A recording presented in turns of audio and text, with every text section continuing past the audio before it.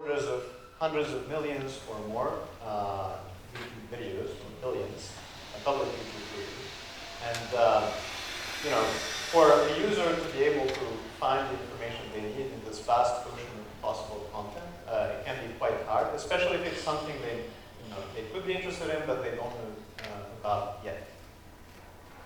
Of course, for many companies, this has a direct impact on revenue, on user engagement, and so on.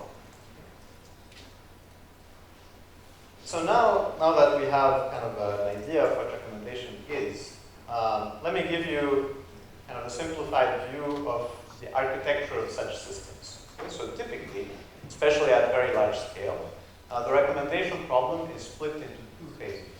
So one is called candidate generation, which is given the current context, given the query, let's say user comes to the homepage.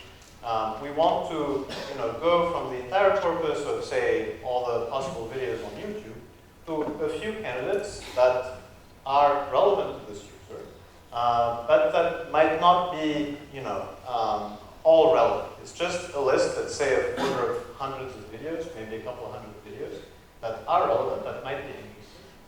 So think of it as a first filtering phase.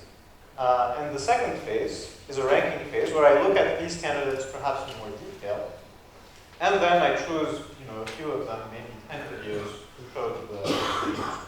Okay? So why do you kind of split this in two phases? So first is a question of scale. So because here the corpus can be huge, typically the models that I want to apply here have to be relatively simple and quite cheap. So if I have a model that I need to run on hundreds of millions of videos to score them, that model, for each query to my website, that model better be very fast and very cheap. Okay?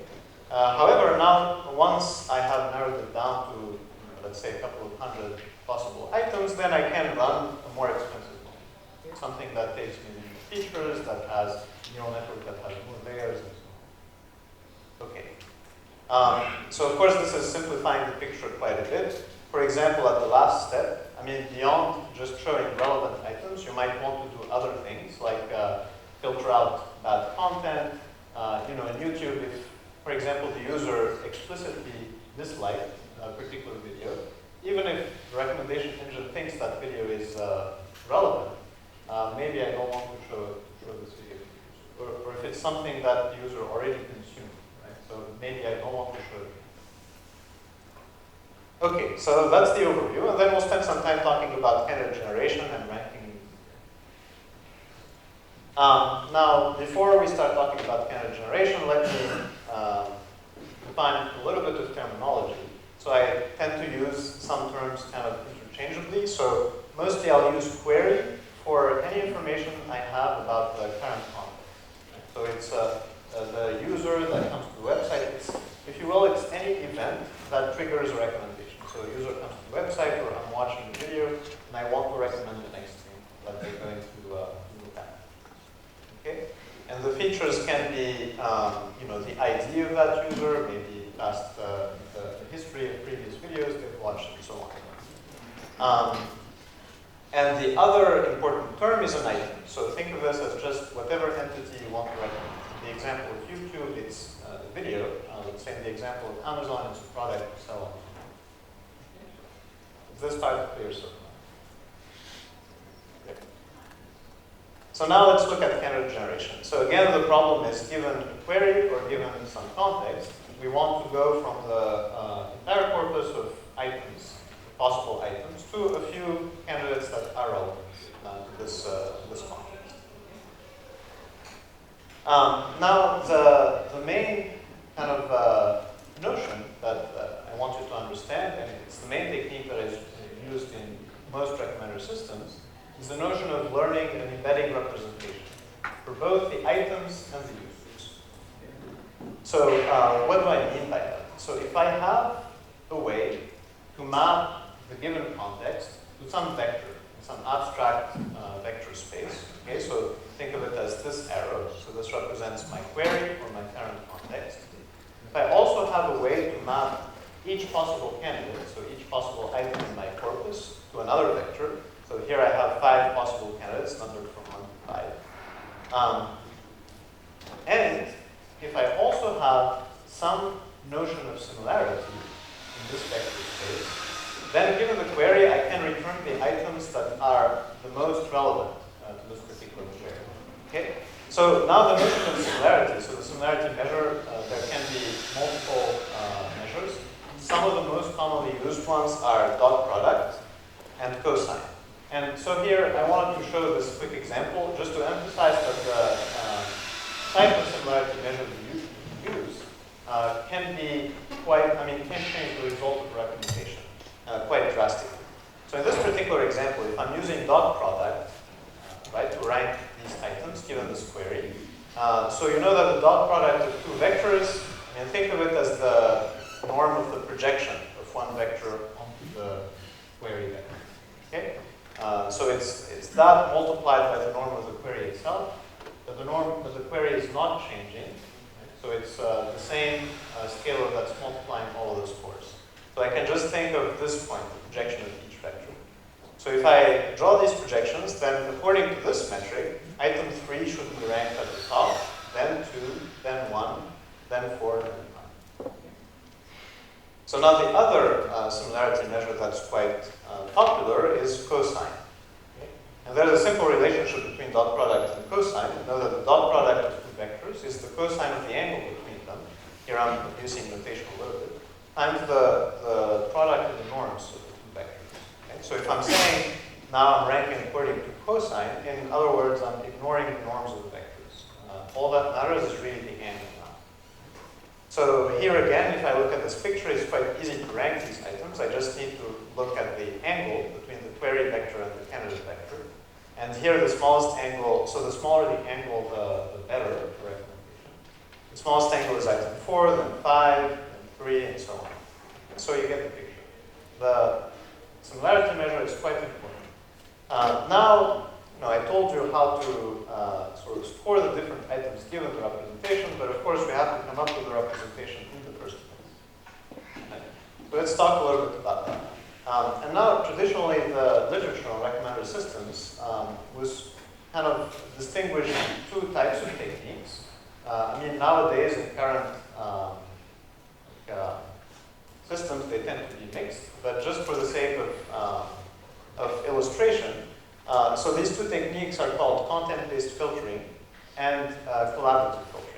So let's look at, so the main difference between the two is that one of them will look at one user at a time, and the other will look at the entire set of users. That's why it's called collaborative.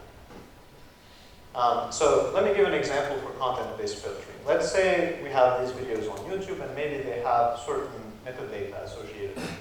I can look at different things, maybe the title of the video, maybe the creator of the video, maybe there are some tags associated to it, and so on. Okay? So for example, here I have 4 candidates. It's a toy example, and I have some tags. So maybe this video is a music video, and it has a genre, jazz as a genre. I have a math video, and so on. Okay, news video. And at the same time, you'll notice that in this table, I also have a row for the user.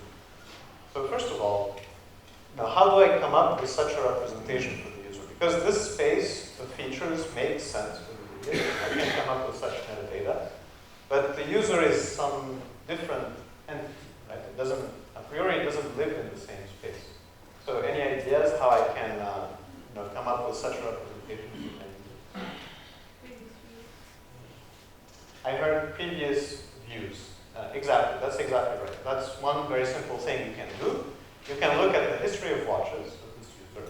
Let's say take all of the videos that they've seen maybe in the past N days, and you can look at the metadata for those videos. Okay, so I have a simple way of mapping video features to user features. Now what's important, if we go back to the last slide, you notice these vectors live in the same space.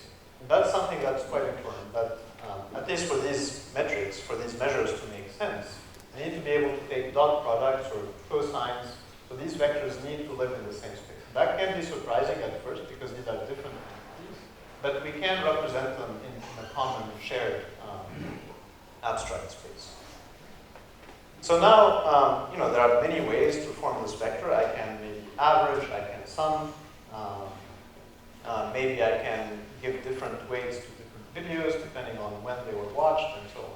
So there are all sorts of heuristics you can come up with, but let's say I have a way to create this vector. And then I can just take whatever similarity measure I have, say dot product, and I take the dot product of this user vector with each candidate. So I compute those scores and then I rank them. So in this particular case, any thoughts about which video will maximize the score? Let's say I'm taking the dot product. Yeah, the fourth one. Yeah, many of you got it. So the dot product, again, remember from Hansa's lecture, is just the sum. So I take the component-wise product of these two vectors, and then I sum.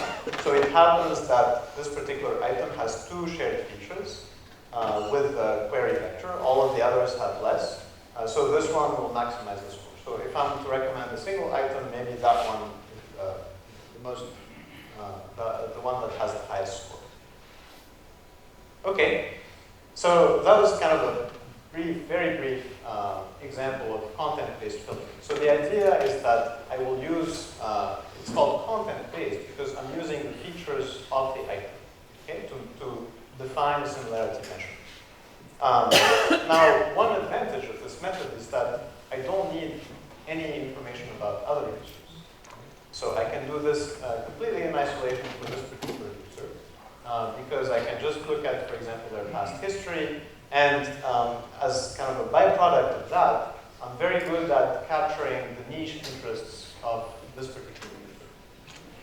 Now, the flip side of the coin is that I can only make recommendations that are not very surprising. Right? So they are very much related to what they have consumed in the past. So we cannot make what's sometimes called serendipitous recommendations. So things that may not be in the user's past history, but might still be very interesting. How long is the history? So the question is, so of course that depends a lot on your application. For example, how much data you can store, especially now there's a lot of regulation that requires you to only store data for a brief amount of time. So that means that you can only use data up to that point. It also depends on the scale of the data. Maybe you just cannot process that much data. It's very large scale. All right. So that brings us to collaborative filtering. So collaborative filtering will try to solve this problem. We'll try to come up with a way to make serendipitous recommendation, and the idea is that we're going to measure similarity between users and items simultaneously. So not look at just items features. Okay? So the kind of the intuitive example, what we would like to achieve is that if I have two users, user A and user B, that are similar, for some definition of similar, for example, they watch similar videos, and user B likes some given movie, let's say Inception, then I can recommend this movie to user A even though it's unrelated to things they've seen. So now, we'll slowly build up to how to actually learn these embeddings representations for the users and the items. So let me take again another toy example. Okay? So in its simplest form, I can think of a recommendation problem as this abstract matrix. Right, where on one side of the matrix I have the queries, or in this case these are users. On the other side of the matrix I have the possible items to recommend. Okay? In this case I'm taking a movie recommendation example. So I might have some data about interactions about these users, between these users and items. And the data can come in many forms. So these could be what's called explicit feedback. So for example, if you're Netflix, or at least it used to be, that Netflix allows users to rate the movies they watch. So this can be, let's say, a rating between 1 and 5 stars. And so, this user watched these 3 movies and they rated them 5, 4, and 5, and so on. So each row corresponds to one user's ratings. Okay? But it could also be implicit feedback. So maybe I don't have explicit ratings. And in fact, I think Netflix does not do that anymore. But I have information about which user watched which movie. Okay?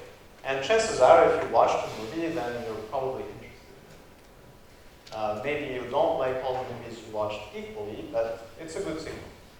And of course, you can do something more subtle. For example, if you start watching a movie and you stop in the middle of it, then maybe that's an indication that you don't like it as much. Although there could be other explanations to that. But to simplify, let's think of it as just a binary matrix. So I have this matrix. Some of the entries are observed, right? And I think of these as ones. And everything else is not observed. And of course, this is a very sparse matrix, right? This is a toy example, so I only have 6 movies here. But think of the corpus of all possible movies and how many movies out of those a given user will watch. This is going to be a tiny fraction. Okay, so now we have this matrix, and really the idea is, given some unobserved cell in this matrix, we want to try and predict what the value is going to be. Is it going to be 0, so this movie is irrelevant to this user, or is it going to be 1? So I should recommend this. And in order to do this, I'm going to take, at first, a very, very manual approach. So I'm going to define some features. So this is kind of closer to content-based filtering. So I'm going to define some features and try to assign values to these movies according to this feature. Let's say my first feature, my first dimension, is whether this is a blockbuster movie or an independent art house movie. Okay? So I came up with some arbitrary, this is a very subjective thing, but we put these movies along this axis. So we assign them, let's say, values between -1 and 1. So -1 means this is a blockbuster movie, and 1 means this is an art house movie. Okay, so what can we do with that once we have assigned these features? So remember, again, we want to also learn embeddings for the users in the same space. So ideally, I want to assign the same features to the users now. Okay? So what I can do is look at my matrix, right, my feedback matrix, and I can look at, for example, this first user. I can look at what they've watched. So they happen to have watched these 3 movies. And I will assign a feature such that, let's say, the product, the movie feature value, the user feature value, is close to 1 for those movies. Okay? And ideally, it should be close to 0 or lower for other entries. Okay, so maybe I'll assign this value to this user. I'll do the same for the second user. This one watched some movies on this side of the spectrum and a movie on this side of the spectrum, so it's really unclear. Maybe this feature is not very good at explaining this particular user. But for other users, it might be very good at explaining. So that this one only watched on this side of the spectrum. Same thing, on this one, only watched on this side of the spectrum. Okay.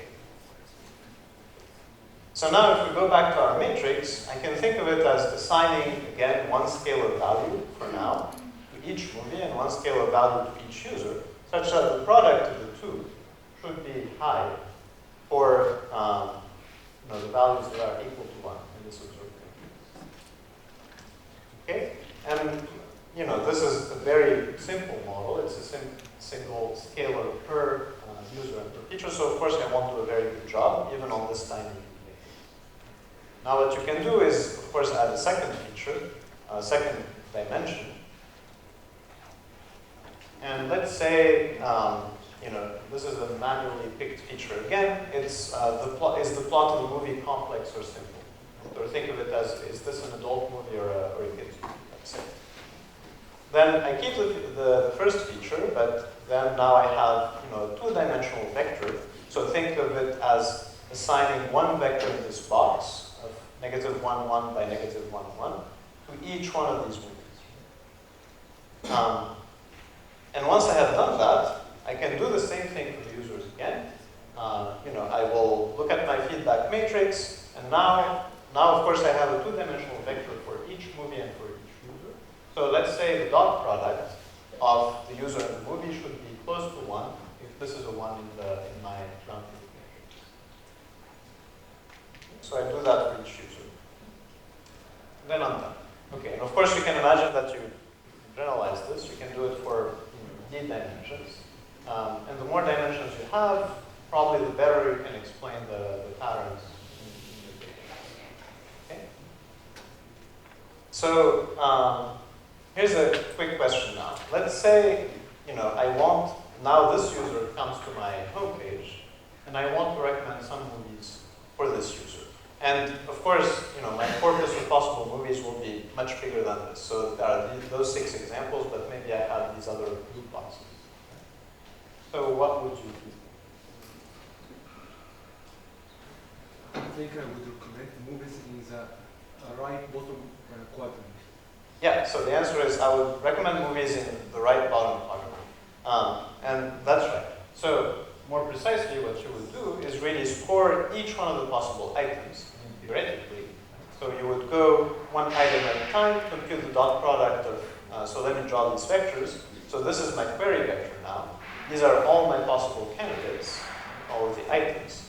I should compute the dot product, if I'm using dot product as a similarity measure, and then returns the ones that have the highest score. Okay? And indeed, in this case, it will be movies. It will be perhaps this one, but they have already seen it, so I'll probably filter it out. It will be these two, and so on. And it depends on how many movies I want to recommend. I can keep going down the list. But it's essentially a nearest neighbor problem in this space. Once I have defined my points in this space and a similarity measure, just saying, given this point, I want to find the nearest neighbors for this particular neighbor. Okay? So that's exactly how serving works for such models. So once I have trained them, again, here we trained them manually, but we'll see how to do it automatically. So once we have trained them, we can just, given a query, look for the nearest neighbors. Now, the method I described, which is called exhaustive scoring, so exhaustively going one item at a time and scoring every one of them, that can be very expensive, especially at the scales I was talking about. Fortunately, there are methods that do this approximately, so I may not return the exact answer, but I can return an approximate answer in sublinear time, in a time that scales sublinearly in the number of items in your corpus. In fact, logarithmically in many cases. Right? So there's some very nice literature on this problem called the maximum inner product search, or MIPS for short. So if you're interested in that, you can look it up. So just now pictorially to summarize what we've said, I will have to train my model on this entire corpus, compute embedding for each item. Then I will store them in some kind of server. And now each time a query comes, I will look up in the server the approximate or exact nearest neighbors, and I will return a set of candidates. So the serving is quite simple. Question? Yeah, the question is, even the serving solution, the overuser preference does not apply to the choice for the single user. Because you're just looking at the films with himself and not with overuser. That's a very good question. Yeah. So the question is essentially, where does the collaborative aspect come? Because at serving time, we've only looked at the query for this user. Right? Now, this is a subtle point, but let me try to explain. So what's going on is that because we are training this problem, we are learning the embedding simultaneously for users and items. So it will be the case that if two users are similar, so what does it mean that they're similar? Let's say that their two rows in the matrix are very similar, so they share a lot of ones. So maybe these two users, right? So they have a lot of movies shared in common. Their embeddings will necessarily be close in the embeddings. Now, if I have some movies that are close to this user, they will also be close to this user. So that's where the collaborative aspect comes. It's because the embedding representation is trying to optimize this closeness between users and items for all users simultaneously. And I'll come back to this point when we talk about optimization. I think it will become more clear why, if two users are close, their embedding will be close. But that's a very good question.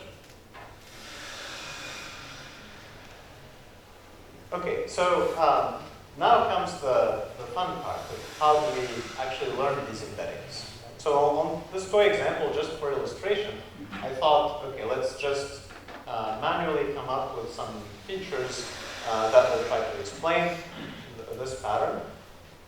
But in fact, I mean, the whole purpose of machine learning is to learn them automatically. Okay, there are many techniques. We will talk about two techniques in particular. One is called matrix factorization, and the other is using neural networks. Okay, and we'll spend some time on one of those in parallel. So we'll start with a simpler one, which is matrix factorization. Okay. So when you think about it, what we've done manually in this case is exactly factorize this matrix, this ground truth matrix, into a product of two matrices, two low-rank matrices. Why is that? Because we said that for each user, so each user, I'm going to associate a two-dimensional vector in this case, and I will do the same for each item, and the dot product of these two has to be close to the ground truth matrix. So if you compute all dot products between all pairs of vectors here, then that's exactly the matrix multiplication of this user embedding matrix and this item embedding matrix. Okay?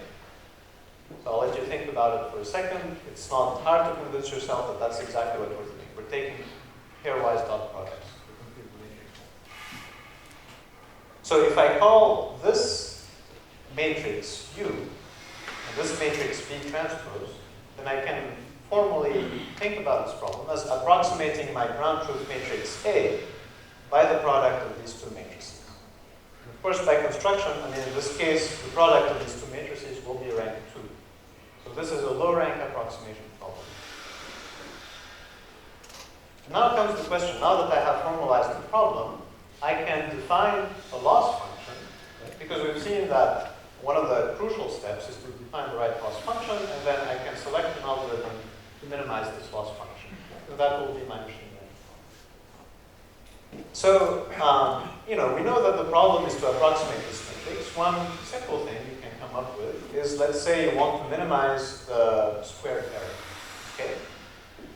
So I apologize, this is a little bit small. Hopefully you can see it in the back, but this is saying I am summing over all ij, so I indexes users and j indexes items.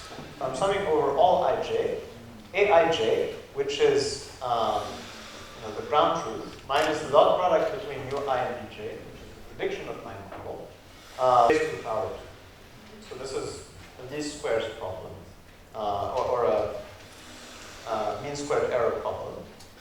And here, my first choice was to sum over observed entries of this matrix. Because after all, I don't know what the ground truth is really for the other parts of the matrix that are not observed. However, this is usually not a good thing to do, to only sum over observed entries. Can you think why? So what could go wrong in a situation like this?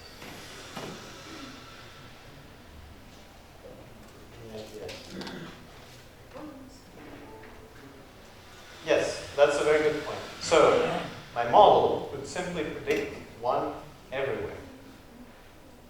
So if I'm just telling the model that for every example, for every pair, the task is to predict 1, that's a very simple solution. I can just predict 1 for every pair, and I'll minimize this loss exactly. So it will be 0, and I cannot do better than that. And in fact, there's a very simple answer to that. I can even solve it in 1 dimension. Right? So when u and v are 1-dimensional vectors, I can assign the embedding 1 to each item and each. That will be it. Of course, this model has no predictive power whatsoever. Now, in practice, I should say that, for example, when you have explicit feedback, this will not be all ones. So these will be ratings, and having rating information will actually help. So there's a difference between a highly rated movie and a low rated movie. But even in that case, completely ignoring the unobserved part of the matrix is still a bad thing. So it will give poor generalization. So then the next idea I can try is, okay, let me just have a prior, let's say a prior of 0, on all unobserved entries of the matrix. Okay. Or this prior maybe can be slightly higher than 0, if 0 is too extreme. So what do you think could go wrong in this situation? I think it will discard movies from users. It will discard movies from users. Can you elaborate? If the entry is 0, this means never to show this movie for this user. Yeah, so perhaps, so if, let me repeat for everyone. So if I'm trying to fit 0, then the model will try to never recommend this movie to each user. That's a good point. So that observation combined with the fact that this is a very sparse matrix, right? So there are actually much, much fewer ones than zeros in this matrix. So it's a little bit misleading on this figure because it's a toy example. But in reality, this matrix has, a tiny proportion of ones. So if I'm trying to fit this matrix, then really, maybe the best thing the model can do is to put 0 everywhere. And it will be fine. It will minimize this error. So just as an aside, if I'm summing over all entries of this matrix, then this is minimizing the Frobenius norm between the matrix A and U times V transpose. And the solution to this is exactly the singular value decomposition. So if you recall, this came up, this type of quadratic problems came up in Hamda's lecture earlier. So it's a problem that we can solve very easily, but the solution is not very useful, unfortunately. So now, okay, given these two extremes, can you think of some way of trading off these two? Any ideas? Weights. Yeah, I heard weights in the audience. I don't know who said it, but that's exactly right. So the natural thing to do now is to weight the two parts of the matrix differently. This is what's called weighted matrix factorization. Okay? So I'll have one part of the matrix which is observed. So this is in blue. Right? So I'm summing over all pairs in the observed part of the matrix. And then I have a sum over all pairs in the unobserved. And in that case, I'm applying the prior. And you can do more sophisticated things. For example, the prior can be dependent on the user and the item. Maybe you have some better prior information than a uniform prior. The weights can also be dependent and so on, but this is the simplest thing you can do. And it works well. And as a rule of thumb, this alpha here, so this weight trading off the two terms, the scale should be roughly the sparsity of the matrix, so that the two have a comparable contribution to the loss function. Okay. So now that we have defined kind of a satisfying loss function, we can optimize it. Actually, then you... Okay. So I'll briefly talk about this. I won't spend too much time in the interest of time. But here's another interpretation of why we want to take into account the unobserved part of the okay? So this is a cartoon, again, of reality. So reality might be more complicated than this, but let's imagine for a second that users and items are clustered. Okay, so I have some clusters of users only interacting with a subset of the items. And it could reflect reality when you think of languages, for example. So I'll have English-speaking users that interact mostly with English videos, Chinese-speaking users that interact mostly with Chinese videos, and so on. Of course, there will be users that interact with videos across languages, but as a first approximation, we can think of this picture. And now, if I'm only training the model or on observed interactions, then I'm basically showing the model these edges in the graph. So the model will learn very well how to place items relative to each other, items and users relative to each other within each color. But it has no idea how to place these different clusters with respect to each other because you're not showing it any evidence whether these should be related or unrelated. And because the model is somewhat constrained, you're doing a low-rank matrix factorization, so you have a low-dimensional space, it might end up having to place unrelated things close to each other. So in this case, this green cluster happened to be close to the blue cluster, even though there was no evidence in the data that they should be close. Okay? So now this can be problematic because now if I query the model with this particular point, then I might return items from the blue cluster, even though it's unsupported by the data. Okay, so this is what we call spurious recommendations. And sometimes we call this folding in the embedding space. So think of the space, trying to fit your model on some manifold, and that manifold can fold on itself. Okay. So now that we've defined this loss function, let me talk briefly about different ways of optimizing it. So we've seen kind of a generic method during the optimization lectures, which is gradient descent, or stochastic gradient descent. So the advantage of this is it's a very flexible method, so you can apply it to virtually any differentiable loss function, in particular this one. It can be parallelized very easily, using mini batches. And so if you have multiple machines, you can have different machines trading different batches. However, in practice, it tends to be slow on this particular problem, especially because these matrices are huge. One dimension of the matrix can be hundreds of millions. And another issue is that we need to sample the unobserved, because this sum here, when you think about its scale, it's quite huge. You cannot even store those. So this is all pairs of all users and all items. So, if you have, let's say, millions of users and millions of items, then this is just too large that you can see each example once during the course of optimization. So you need to sample this sum to be able to efficiently compute it. Okay. Now, on the other side, yeah, question.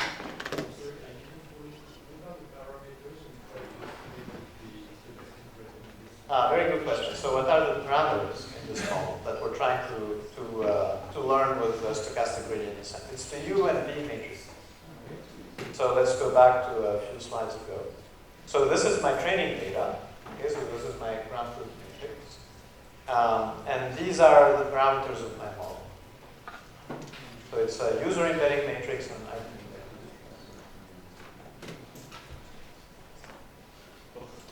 Question. Yeah? Why is this stochastic optimization problem? It's deterministic. The A is not.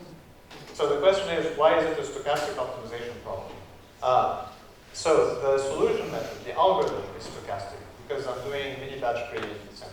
So you could try to solve it using gradient descent. But again, it will be, computing the exact gradient of this function will be extremely expensive. I mean, you'll have to at least sample this sum. Maybe you can compute it exactly on this set here. But even that in practice we don't do.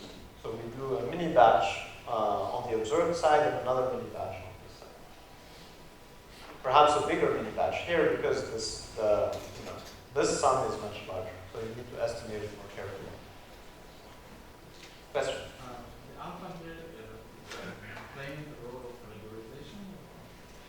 Good question. So what role is alpha playing? Is it some regularization? So you can think of it that way. It's true.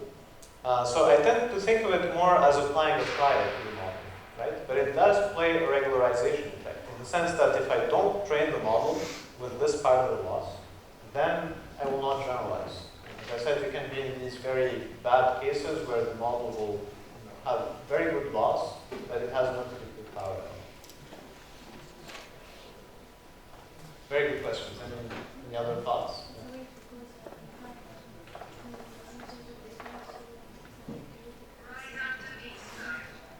Yeah. So that's a good point. That we need this weight here. We cannot just put one because this sum is much larger than the other sum. So if we put one here, then again we'll be in a situation where we're fitting the unobserved data and completely ignoring the observed data. Okay. So now the other algorithm that's typically used in practice is called alternating least squares, or weighted alternating least squares, because this is a weighted matrix factorization problem. Now, the main disadvantage of this is it's specific to this loss. As the name suggests, this is a least squares problem, or or a least squares algorithm, so it only applies to the least squares law. So if you want to do anything else here, this will not apply. That may not be exactly true. Some people have adapted it and generalized this, but roughly speaking, this applies mostly to quadratic problems. It turns out that this is much faster because of the particular structure of the problem. So here, if I remember the parameters are u and v, if I fix the u matrix, then this becomes a quadratic problem in the v matrix. Okay, an unconstrained quadratic problem. And vice versa, if I fix v, then this is quadratic in u. So, as the name suggests, alternating these squares will be to fix u and solve for v, then fix v and solve for u. Now, because this is a simple problem, we can solve it exactly. So each step can be solved exactly by solving the linear system. It has a few nice properties. For example, you know that the loss can only decrease at each step, since this is a convex problem. And because it's also bounded below, this will eventually converge. So this is guaranteed to converge. Now you might think, okay, it might converge to a local minimum, but in fact, some theoretical work has shown that, at least in special cases, in symmetric case and so on, there are no local minima. So all local minima are local. So it's a very well-behaved problem, and in practice we see this too. And you run it from different initializations and so on, you always, not always, but in most cases you'll end up with a very good solution. Okay. Another remarkable fact is that it handles all of the unobserved sum. So I don't have enough time to go into the details of why we can compute this exactly, but think of it as, there is some linear algebra trick that I can use to rewrite this expensive double sum into a much more efficient sum to optimize. All right, I think I've said quite a lot about matrix factorization. So just to, in the interest of time, I think I need to speed up a little bit. So to summarize, one nice thing about this collaborative filtering using matrix factorization is that I don't need any domain knowledge. Remember, in content-based filtering, I needed to manually extract features. Here, I didn't even need any features. I just need the matrix of interactions between users and items. And that's a very good starting point.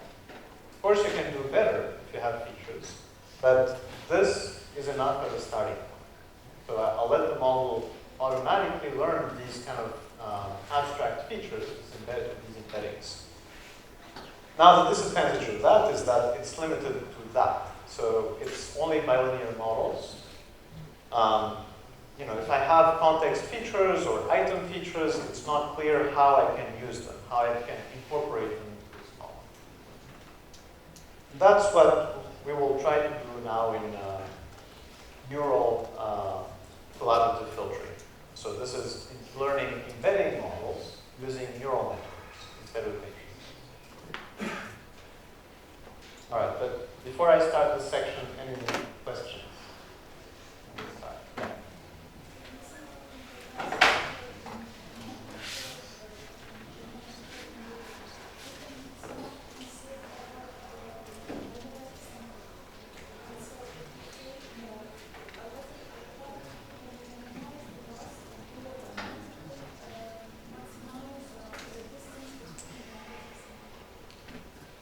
Yeah. Yes, that's exactly right. Is there a question? So what you said is correct. So when you're minimizing this,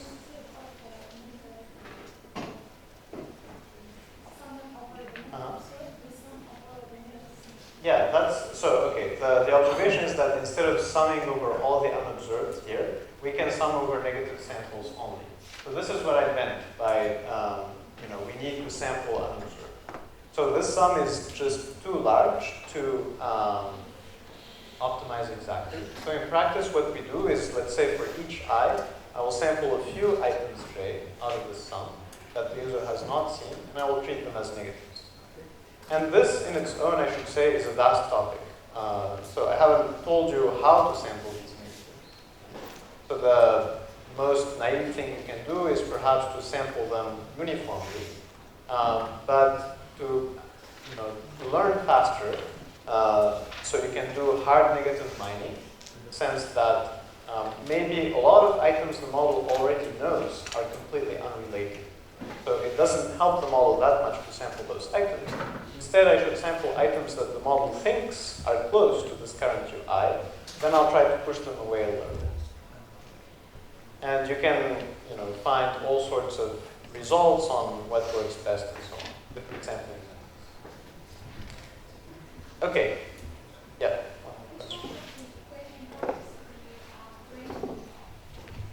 Which one of the equations cover the weighting?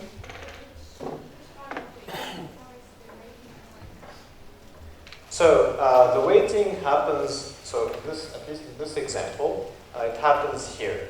So this is a simple formulation where I only have one weight. So this is the minimum you have to do, just to trade off these two terms. But of course, you can also have weights in front of this. For example, if you have some measure of confidence of your observation, you can add a weight here. So there are other reasons to weight, and we'll come to that actually at the end of the lecture. So let me move on for now, and we'll come back to your question.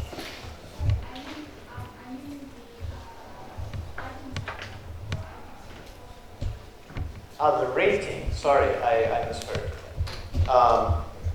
So yes, here again, we have a simplified binary problem where each observation is either 0 or 1.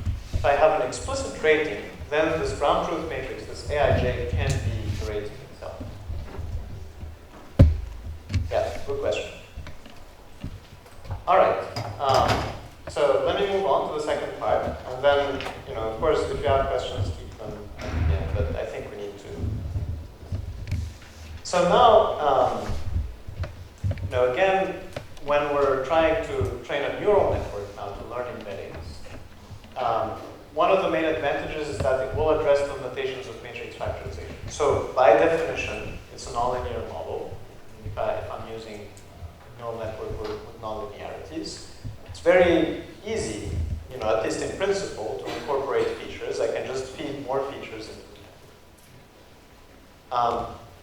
So there are many architectures you can consider. I'll look at a simple one here that's also popular in practice, based on a softmax model. So the idea there is that given the context, I'm going to predict a probability distribution over my corpus of possible items, where each probability, is what's the probability that the user is interested in this item, or is going to consume this item next. Okay? All right. Here's a cartoon of such a model. So this is a neural network. The input is at the bottom, and the output is at the top. Here the input, and let me introduce a little bit of notation. It will make it easier for us to think about this problem. So the input I'm going to call X. You can think of it here as the user ID, as in the previous problem. So I have some unique identifier for the user. Maybe now I can add some other features, sparse or dense features. I can use the history of watches of the user, some notion of interests of this user, maybe the time since the last watch. You can come up with all sorts of features. Then I have a certain number of hidden layers, and let's call the output, the last hidden layers, let's call it psi of x. Okay? So this is some nonlinear function. It's a composition of activation, linear transformation followed by activation, so on, stack. You have multiple layers.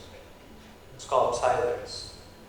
And then the last layer is the so-called softmax layer. So you've seen this before, but just to recall, let's call this output p hat of x. Okay, so this is a probability distribution. It's obtained by applying the softmax function to this product. So first of all, I multiply this output by this weight matrix, V.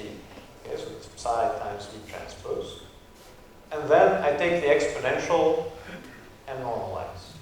Okay, so to get the result of this multiplication can be any vector. I take the exponential to make it a positive vector, and then I normalize to make it a probability vector. Okay? So now, let me pause here for a little bit and try to give you, an interpretation of where the embeddings are in this model. Matrix factorization, it was quite simple. So we were learning, approximating by a product of two matrices.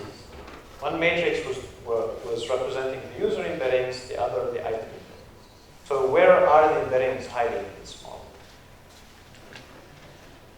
So again, the probability of a given item. Now if I focus on this I here, so what is the probability of this item according to the model? It's proportional to the exponential of the product of this vector by these weights. Okay. So if I focus just on the weights connecting this I to the previous layer, think of this as a vector. Okay, so this is the ith column or the ith row of this matrix B. So the output of this neuron is a dot product between this VI and this psi of x. Okay, take a moment to think about it. So I take the dot product, and then I take the exponential and normalize, right? So that's the output of the model. So does that remind you of anything? So just a few slides ago, we've seen that the output of the matrix factorization model was just the dot product of a user embedding and an item embedding. Okay. So here I can give exactly the same interpretation. So this VI is an item embedding. This psi of x is a user embedding, or if you will, a context embedding. Okay, because x can represent anything without the context. So the difference here is that we're taking exponentials and normalizing, but in the end, really, it's a very similar model because we are computing scores using dot products. Now, you can see here immediately the difference between matrix factorization and this softmax model. The difference is that now the user embedding is some nonlinear function, it can be some complex, complicated function of input features. It used to be before that I just learned one vector for the user and that's it. Now I have some mapping from user features to user embedding. Is this part okay? This is quite important. I think it's always good to have some mental model of what the model is learning. Okay, question? You did not understand the argument. Okay, so let me try again.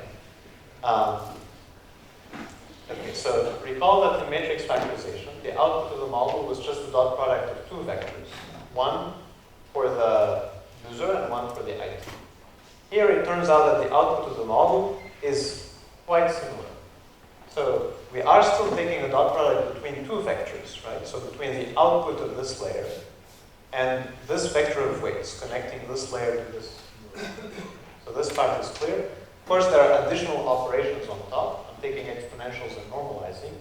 So those are somewhat, benign in the sense that at least it will not change the ordering, the ranking of the items. So think about it. If I'm taking exponential, I'm applying some increasing function, so that will not change the order of the scores.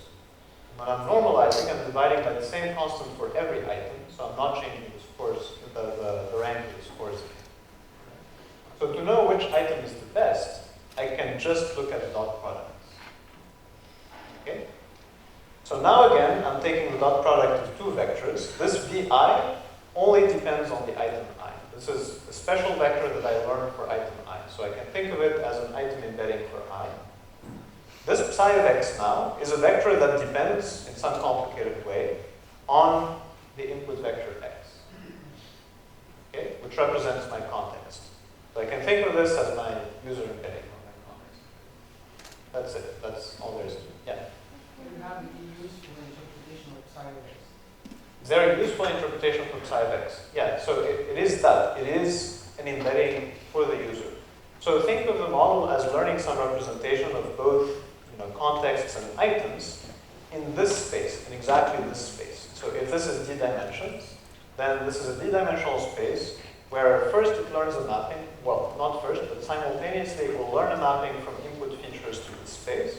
And it will learn a mapping from items to this space, such that the dot product represents a good measure of similarity, relevance. Here, where is the embedding for the user? The embedding for the user is psi of x. It's exactly that. Okay, another question is that. How would you decide how do you decide on the dimensionality of psi of x? That's a very good question. You could have asked it for the matrix factorization model as well, right? So how do I decide on the rank of my approximation, or on the width of this special layer? That depends. I mean, the simple answer is that that's a hyperparameter and you can cross-validate it. There are some rules of thumbs. I mean, roughly speaking, I think taking the logarithm of the corpus size, roughly, is the good starting point. Maybe a more complicated answer is, there are trade-offs. I mean, of course, if you increase the embedding dimension of your model, then chances are you will increase the performance of your model, up to some point. I mean, maybe after a while they will start overfitting unless you're more careful about regularization and so on. But to a first approximation, as you increase the embedding dimension, you will increase the performance of the model. But you will also increase the cost of serving this model. Remember when we were doing the retrieval part of it, if I'm doing exhaustive scoring, then I'm computing dot products in this d-dimensional space. And the cost is roughly linear. So in the end, it can be just an economic question, right? How much compute power for serving am I willing to spend for this much improved performance? I have a question. Yeah. Does this method deliver more accurate recommendations? Does this method deliver more accurate recommendations? I would say, so, yes and no, in the sense that the matrix factorization model is in principle as powerful as this model, because you are learning and embedding for each user and embedding for each item. So I should be able really to, given a large enough embedding dimension, to make predictions for each pair. So some of the advantages of this model is that you might learn other patterns in the data that you didn't have without features. Okay? So sorry. I guess this happens with the nonlinearity that is added to this. Yeah, so part of it is the nonlinearity. The other part is the quality of the features. So I think the answer really depends on what features you're feeding this model. So if you happen to have a feature that's extremely powerful, has extremely good predictive power, then of course these recommendations will be better. But I don't want to give kind of a sweeping answer that this is always better than matrix factorization. Here's another reason why it may not be better in practice. Because matrix factorization is quite cheap to compute the embedding of the user. I can just look it up in this table. Right? So I computed a table of embeddings for the user, another table for the items. I can just do lookups. So in this case, I still need to run this neural network. Right? So given the features at inference time, I need to run this neural network forward to compute this psi of x. And then I can make the prediction. So that can incur some additional cost. Yeah? Why for this kind of net are thinking of outputs as probabilities, but not in the matrix factorization? Yeah, good question. So the question is, why did we choose to output a probability distribution in this case and not in the matrix factorization? It was a modeling choice. Right? So these are two different models for similar tasks. But it's true that this is different. Right? So here we are outputting a probability distribution. One immediate consequence of this is that each training example. So actually, let me go to the next slide. I think this is a good point to talk about the next, how to define the loss function. So here we're outputting the probability distribution. We have some ground truth distribution. Right? So this can be, think of it as a multi-hot encoding of the items that the user actually consumed. So I can normalize it to make it a probability vector. Then I have some loss comparing the two. So here, as you said, unlike matrix factorization, I'm looking at a full row of the matrix at a time. Right? So that's one training example. Okay? So, of course, that can be expensive to train as well, which brings me to the next point, which is here, one typical loss function that we use is just the log likelihood. So if I take the log of the probability of item I, so in this case, remember the output probability for an item I is the exponential of this dot product divided by the sum of exponentials. If I take the log of this quantity, then I'll just have the dot product from the numerator, then minus the log of the sum of the exponentials. You probably remember this function, this log sum x. In fact, this is what's really called softmax in the optimizational literature. This should be called the arg softmax. But that's just a detail. This log sum x function, recall that this sum is over all items in your corpus. So this is huge. So if for each training example, I need to go over my entire corpus to evaluate this quantity, I cannot run the optimization algorithm. So here again, we need to do some negative sampling, or some sampling to approximate this sum. Sampling here happens to be more tricky because you have a sum over j, but you have a log outside. So it's not easy to get an unbiased estimate of this quantity. So that's a subtle detail. You don't need to think about it too much, but it suffices to say that sampling for softmax is harder than sampling for matrix factorization. Okay.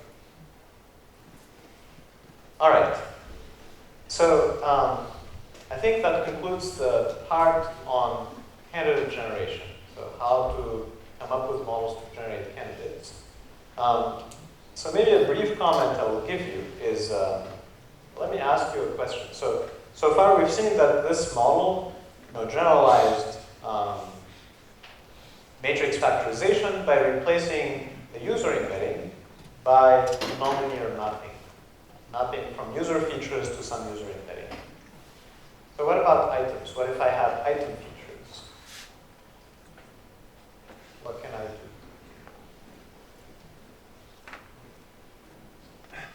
It's a tricky question, right? It's unclear how in this particular model I can use item features. But there are generalizations of this that can use item features. So one simple thing I can do, I wish I included a slide about this, but I can just take one such network for the user, another network, perhaps similar to the item, that takes different features now, takes item features. Then at the top, I take a dot product, potentially with a softmax or maybe not. But the point is that you can generalize this to also incorporate item features. There's nothing special about user features. Okay. All right. So for the last 10 minutes or so, let me briefly talk about ranking. I think this could be a whole lecture on its own, but let me at least give you a high-level overview. So one important detail is that I gave you different models to do candidate generation, and in practice there are often different models to generate candidates. So you might have different models that look at different features, maybe a matrix factorization model, a softmax model, something that looks perhaps at your what's currently trending in the area. They can be simple model, heuristic models, and so on. So the point is that you end up with some pool of candidates. Each one is generating a few. Then I'm going to put these candidates together, and I want to rank them to show the final result to the user. And as I said in the beginning, because now the pool of candidates is much smaller, I can use more context, or I can run a more expensive model. One possible question is why don't we combine the two problems? Why don't we use the candidate generation generator to rank them? Because after all, the candidate generator has a score. The answer is simply because since I have multiple sources, their scores are not comparable. So they have heterogeneous scores. So I need to have another model. Okay?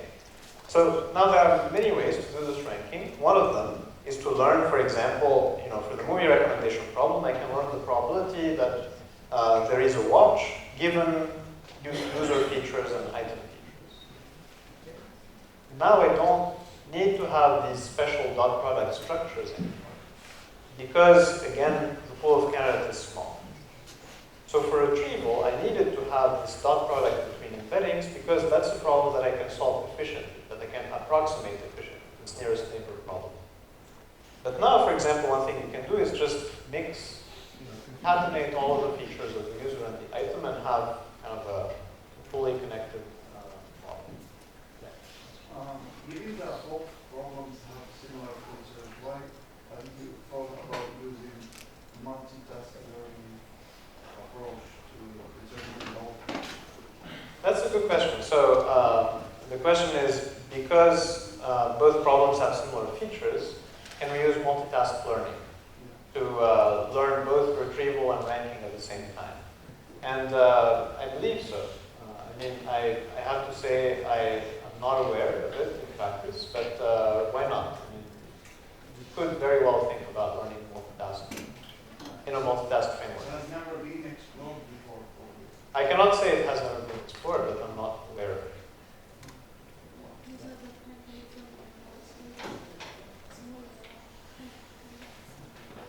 Can you repeat?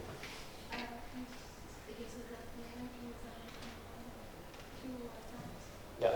So ranking is on fewer examples. So your training data can still be as large as the initial data, but at serving time, so at inference time, when you're evaluating the model, your pool of candidates is small. So you can afford to run this more complicated, more expensive model on a bigger set of candidates. All right. So now comes the question of, okay, I need to rank these items, but what criteria should I use to rank them? Or what should be my loss function, in other words? So I need to define an objective function. So it was somewhat easy to define it for the matrix factorization problem because, again, we were constrained by this dot product structure and so on. But now, we can do anything. And to quote a colleague of mine, so he says that machine learning is like a mischievous genie. So you need to be careful what you wish for. Let me give you some kind of hypothetical examples of what could go wrong. So let's say you have some video recommendation service, and you want to define some ML problem, and your first thought is, okay, let me optimize for clicks as a proxy for user satisfaction. So what do you think can go wrong?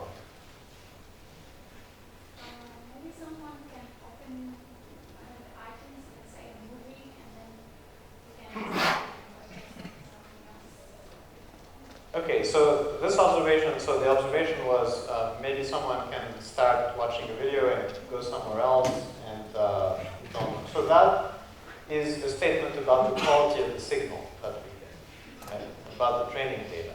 But it's a good point. It's a good point. So we don't know actually whether the user was actually there watching the movie or whether they started it and maybe they started doing something. Right? So that's a separate issue, I feel. But here, even assuming the data is perfect, so what could go wrong in optimizing?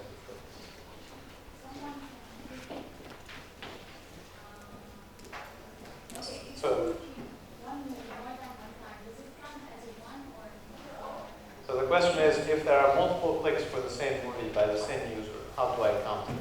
That again is a modeling question. Let's say we discard other clicks. Even in those cases, there can be a problem. So there's this notion of clickbait. I don't know if you guys are familiar with it, but unfortunately, human behavior is we tend to, be kind of baited into clicking, given some topics. For example, people like to watch other people fail at some tasks. It could be funny, it could be, extreme, and so on.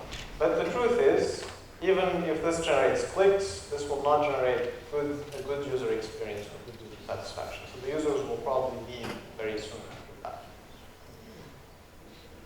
So then you say, okay, if the user clicks a video and then maybe stops watching after a few seconds, or maybe they leave my service after a little bit, maybe I can optimize for something else which is more meaningful, which is watch time. So what do you think can potentially go wrong here? Yes, very good point. So you could end up recommending just extremely long videos. And you might recommend something like this. Silent 24 hours time. Believe it or not, this is an actual video on YouTube. It is 24 hours long. There are more than one. There are many such examples. So, from the recommender perspective, I mean, of course, we laugh at this example, but if your objective function is to optimize for watch time, trust me, the recommender will surface those videos. Because even though the probability to click this video is extremely low compared to other videos, because it's much longer, you know, one event, one click on this video is treated equally as, let's say, hundreds of clicks on much shorter videos. Now, when I say it like this, it seems obvious that 100 clicks on shorter videos should be better, but the model has no way of knowing. I think there was a question. Is there a way to exclude outliers from the... Is there a way to exclude outliers? Well, if you start doing that, then you're going down a slippery slope. Right? Because then how do you define the threshold? You cannot exclude a video from the recommendation because it's very possible that the user wants this video. So if it's relevant, if it's really relevant for this particular user, then I should surface it. Right? So I cannot just exclude it from the learning problem. Maybe I could do some sort of transformation of the video length. It's possible. But anyways, we start going into heuristic land. So, you know, I don't have an answer for this problem. The answer in practice tends to be quite complicated. You know, you have multiple metrics, but in the end, you want to, you know, optimize some better measure of engagement. Maybe you want to define some notion of a session, and you want to optimize the session watch time, or something like that. And then you might end up with recommendations that are shorter videos, but that are on topic, more relevant, with a higher probability. Okay. So now, you know, just the last couple of topics related to both problems, actually, both candidate generation and ranking. One risk you might run when training these models is that distribution of items, in particular, can be heavily skewed. So these distributions tend to follow power laws. And same thing potentially for users. Maybe you have power users that really consume a lot of items and users that rarely use the service. So if you're not careful, so on the item side, maybe you will just end up recommending popular items. Because, you know, maybe the first thing, the first pattern that you can see in the data is that these are the popular items. I should start by recommending those. Maybe that will already be very good performance. So how do I make sure that I don't end up with a model only recommending the most popular videos on YouTube, say to everyone? Okay, so there are a few ways to do this. One is to weight training examples according to, let's say, the frequency, the presence of that particular item or that particular user. You know, this goes back to weighted matrix factorization. I said that there are other ways to include weights, so you can weight individual examples. Another way that can help is, of course, using more features. So if the model has no features to capture interest, then it might just fall back on, you know, looking at popularity of the item. But if there are more features, maybe you can be better at capturing the particular interest. Okay? So I think this is my last slide. One other problem is how do I deal with new items? Let's say, you know, I train my model, it's currently running in production, and there are some new items added to my service. So new sellers on Amazon add some new items, or new users upload videos on YouTube. How does the model even know about those to be able to recommend them? So of course there's an obvious answer, which is refresh the model as frequently as you can to include those new items in the model. And one thing you have to be careful about is you should not train the model from scratch. I mean, that can be very expensive, but you can warm start the model. So for example, you can just warm start the items that were already there in the previous iteration of the model. You can warm start them with the same embeddings. Then new items, you can initialize them randomly and let the model run. And finally, there are other ways to deal with this problem. By the way, this is called the cold start problem in the recommender systems literature. And you can come up with all sorts of heuristics, some reasonable things you can do to give an embedding to an item that you have not seen before. For instance, if it's a movie recommendation service, and I know some metadata about the movie, for example, its genre, its language, and so on, maybe I can look at items that are close in that feature space, take their embeddings and average them. It's a very crude approximation. I mean, it's not because two movies share the same genre that they should have the same audience, but it's an indication. Okay, so that was kind of our quick tour of recommender systems. So in summary, if you have one notion to remember from this lecture, it's that most recommender systems rely on this notion of embeddings. Okay, so you learn embeddings for users, you learn embeddings for items. For retrieval, you do a simple nearest neighbor search. Okay. There are some technical issues about how to optimize them, negative sampling, and so on. So it's very much an active area of research. Some important topics that I did not cover include diversity. So how can you ensure that you don't recommend items that are too similar, so that the recommendation list might look boring. Fairness, so that your recommendation is, the performance is fair to all portions of your population of users and so on.